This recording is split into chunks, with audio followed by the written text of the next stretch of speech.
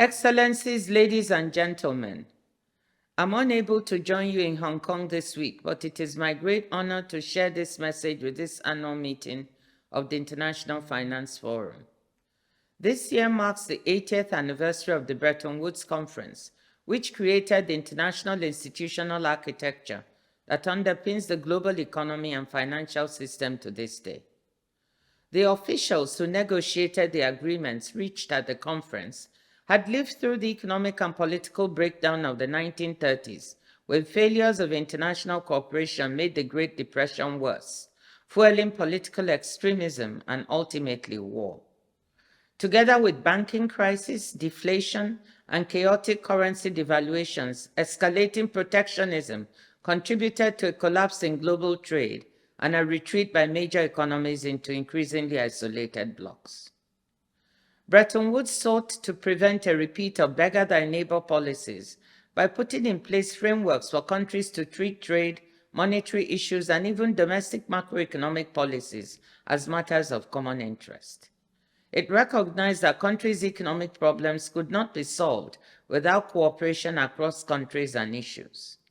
This idea of coherence was baked into the founding mandates of the International Monetary Fund and the World Bank, which were charged with supporting the, quote, balanced growth of international trade, unquote, alongside the General Agreement on Tariffs and Trade, the WTO's predecessor, which was negotiated and agreed in 1947.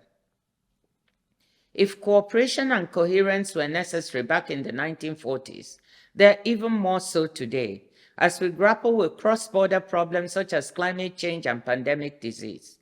In this century, delivering lasting improvements to people's lives and livelihoods requires us to solve problems of the global commons. In a world where 1 in 4 calories consumed is traded, we cannot hope to achieve food security without cooperation on trade. As artificial intelligence promises to reshape our economies and our societies, we need cooperation and coherence on its governance to ensure that AI works to the good, for instance, by reducing trade costs whilst containing its potential downsides. And we cannot hope to achieve a just and inclusive low-carbon transition without coherence. We need open and predictable trade to be a force multiplier for climate finance, a means to diffuse green technology and seize green comparative advantages.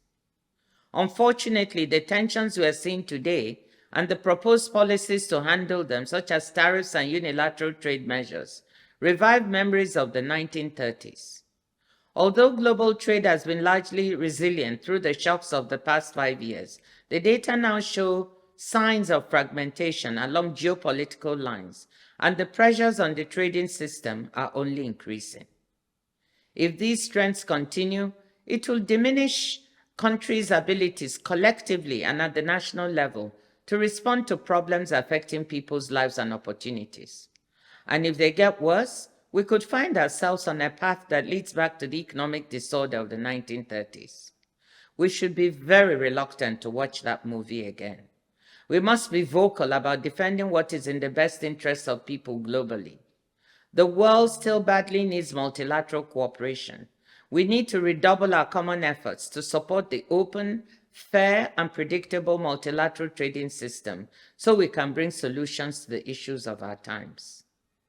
I hope this forum will help us forge a better future for international cooperation so that we can deliver positive global transformations for people and planet. Thank you.